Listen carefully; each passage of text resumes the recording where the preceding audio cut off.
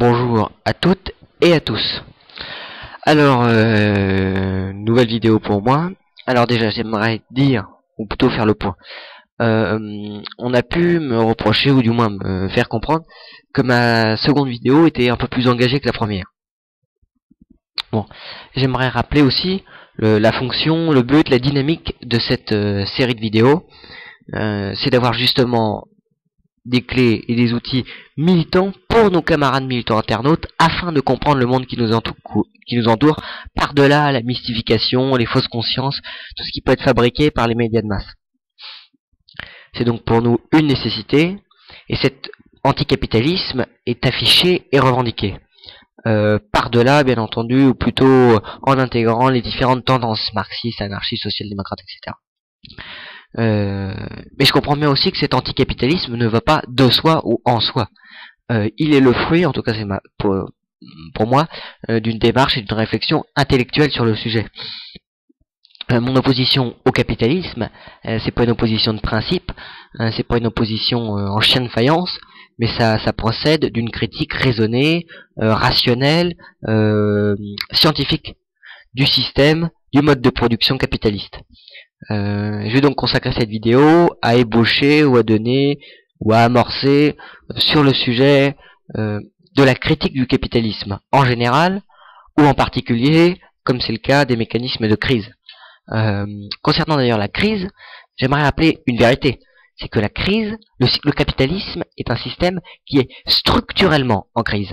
C'est-à-dire qu'il vivote de crise en crise.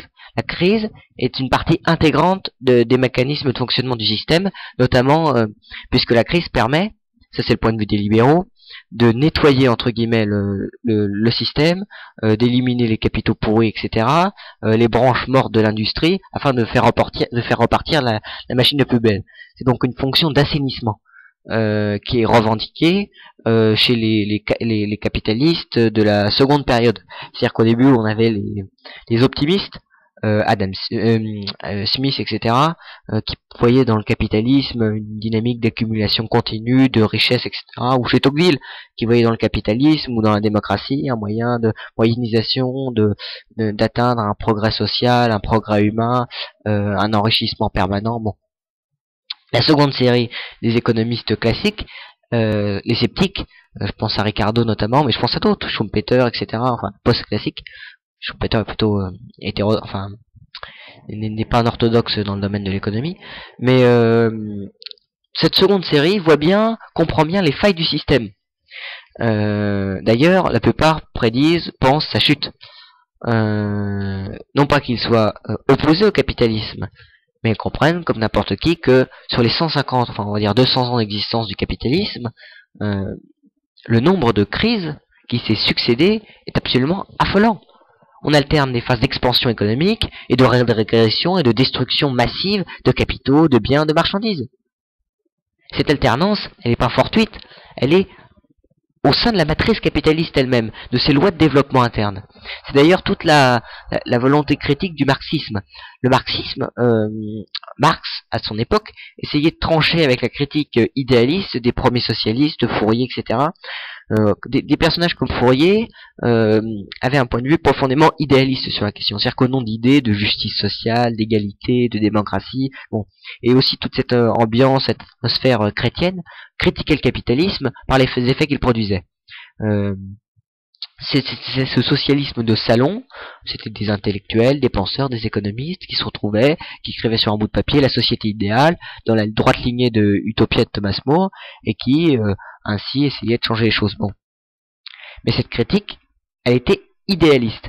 Là où Marx marque une rupture, c'est sa volonté à la fois matérialiste dialectique, d'historiciser le capitalisme, de comprendre ses lois de développement interne, en un mot, de mettre en place un socialisme scientifique.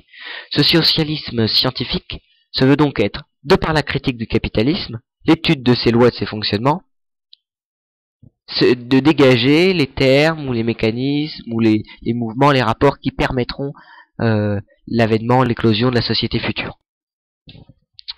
Cette dialectique qui est empruntée à Hegel, bien entendu, toujours dans l'idée de dépassement. Il ne s'agit pas d'une destruction pure et simple du capitalisme. Il ne s'agit pas d'une opposition frontale et donc au final factice et stérile.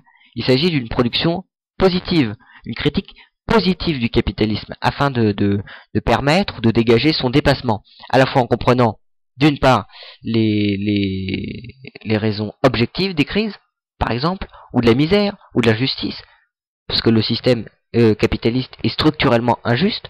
On le verra dans une autre vidéo, de par la propriété privée, l'appropriation privée des moyens de production, des richesses, etc., etc. C'est un système qui, donc ça c'est les lois objectives de son développement, et après bien sûr il faut travailler sur les tendances subjectives, c'est-à-dire les mouvements sociaux. Donc construire avec peine des organisations de résistance, d'offensives, d'alternatives, qui soient crédibles, qui soient vivables. Et là c'est là que le débat est le plus chaud.